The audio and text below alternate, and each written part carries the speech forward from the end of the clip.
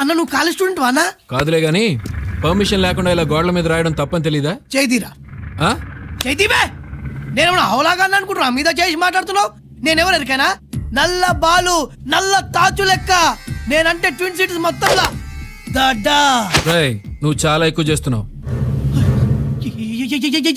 ఏలు ఏలు ఏలు తీ. నల్ల బాలు ఇంతసేపు ఎవరితో డిస్కస్ చేయడరా? ఒకటే మాట ఒకటే పోటు. వీడికెళ్ళి ఉరుకు ఉరుకు.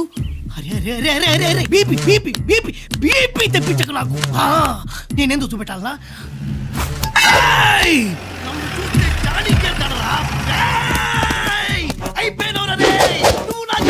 Good morning sir.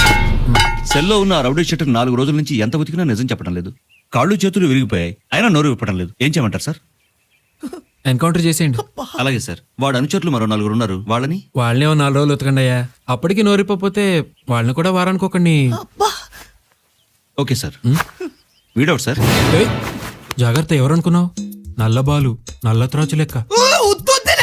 నోటి దూల అమ్మాతో మీరు కొట్టి కూడా పడి కాదని ఈ బాడీ అప్పుడే వచ్చి వీడిని తీసుకెళ్ళి సార్ పగటిపూట అంతా లెటర్లు గడిగించండి.